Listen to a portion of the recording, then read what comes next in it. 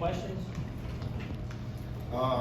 Just another Tennessee-South Carolina game. I mean, it's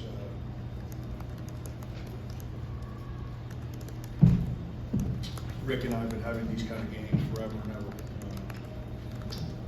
I've got the utmost respect for him, his players, how they play the game, how they work, how they recruit. And sometimes you lose, sometimes they beat you. Today they beat us, we didn't lose. My guys played with tremendous resolve, and after the first couple of minutes of the game, I thought we defended pretty well. One thing we didn't do well was make layups. And hard to win these games if you can't make those twos, the ones at the rim, and I think we missed 9 free throws. Hard to win those kind of games. Questions for Coach? Make sure you get a microphone. Frank, kind of just take me through that last little bit there with AJ. Just what did you see on the final possession? Is that what you wanted, or? Yeah, and that's what I told them. I said if they score, I'm taking the timeout because obviously we got to come up with a 3-point shot there. And I said, but if they don't score, just run to the corners and just go. And if they try to settle you down, Mike was running into a quick drag ball screen right in the middle of the court. And I told him, I said, you're going to have time for about 5 dribbles and a shot. And, AJ, he went. Their center, that's more a play where you give their guy credit rather than our guy a fault. Fulkerson obviously I think it was him, made a heck of a play there and getting in front of the ball and taking that charge. Questions for Coach? Go ahead, Bill. Frank, you talked about the layup. That stretch where you missed like a 5-minute or so field goal drought, seems like all those looks were pretty good. Were you happy with those? And then when you got back into it, it seemed like you were kind of taking those same looks, just a matter of making up and missing them. Yeah, you got to score. You can't. When you play Tennessee, you're not going to get too many open opportunities on offense. So when you get them, you got to capitalize. And we had Keyshawn Bryant, Mike, AJ, Jermaine. Those are the guys that come to mind. Justin. I mean, we had opportunities to score like 5 feet and in. I get it. You're not going to go 100% on those shots, but you can't go 0 for either. And it just seems like that stretch of the game. I think we ended up missing 3 out of 4 free throws too in that sequence that you're talking about. So empty possessions. It hurt us against Florida.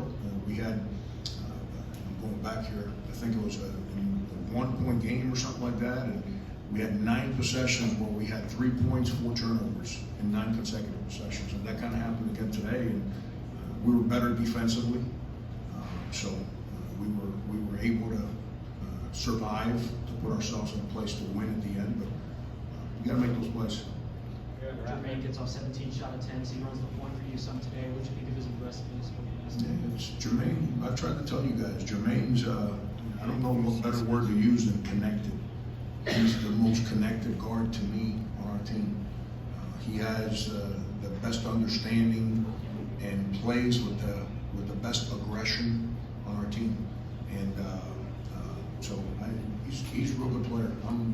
I'm excited about coaching Jermaine. I go out there every day, and I know that he's going to fight for me. So I get excited about coaching guys like him. Right here, your left, Coach. Frank, when you were kind of scouting a guy like Vescovi, a guy who obviously makes a lot of plays, also turns the ball over a lot, was the plan to just apply as much pressure as him as possible and maybe get some points that way off turnovers? That's how we guard everybody. That's how we guarded Jordan Bone. I didn't change our concepts for him. He's got it. I've coached a bunch of young men from other parts of the world. We defend it differently in the United States than they're used to playing against in their countries. And with foreign players, you get a tremendous skill, which obviously you have with him.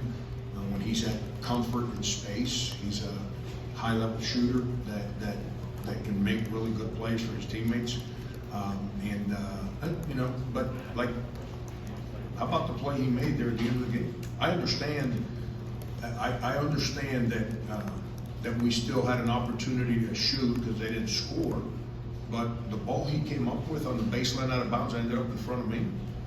That's a heck of a play. That's a heady play by that young man, because he could have saved it to the middle of the court. He could have given up on the ball. Instead, he saved it and threw it all the way back towards our basket. If he did that on purpose, which I don't think that was a mistake, that's my personal opinion, that's the kind of stuff that you get from him. As he adjusts to how we defend, I think he's going to be a real good player in this league. Your left coach? Rick, you kind of touched on free throw shooting a lot this year. Just how deflating is it when you guys go out there and I think miss 9 free throws, a couple late as well? Northern Iowa, Boston University, Stetson, today. I think that's 4 of our losses. You don't lose because just the free throw shooting, but when you keep missing 9, 10, 11 free throws in games, you're not going to win. And you're definitely not winning high-level games. And so I'm real, I'm still trying to figure my team out, and I'm finding some guys that are going to fight, and those are guys that I'm going to keep playing, and then we got to get to a place where we're more consistent in shot making. Back left coach? How can you get Jair and AJ going all offensively, and having this dunk for AJ, is that just kind of the way things have been for them lately? Yeah, those two got to figure it out themselves. I can't help guys that aren't playing with fire, and they've got to. They're good dudes. They've got to figure that out. I can't. I can't worry about motivating guys to compete. That's an intrinsic thing, not an extrinsic thing, and they have to be a lot more competitive. And competitive doesn't mean just defend. That means when you run harder. When you got an opportunity to drive the ball, play stronger. When you have a dunk, you got to score. You can't, all those things come into play. The word casual comes to mind a lot when you ask me about those two guys, and it's unfortunate because they're both very talented and they're both good young men that we need them to change gears to help us a little bit. Back right coach? Your team held Jordan Bell to 1 of 17 shooting. Did you have a special focus on him in your preparation for this game? No, not at all. Jordan's a heck of a player. I think to the earlier question is just like I'm trying to find point guard play on my team, I think Rick's trying to find point guard play on his team. And so Jordan's having to play some point, which makes it very hard to play point and get shots. I'm not trying to speak for Rick. It's just my opinion as I tried to prepare for his team today. As the young man that just got here, as he keeps learning and growing, getting coached and understanding, I think that'll start getting Jordan more opportunities. He's a real good player. We got lucky. A bunch of his shots today were open and they just didn't go down for him. Right here in the middle, coach, your last question. You talked after the last game about running more for Blake because the way he's giving you something near the rim.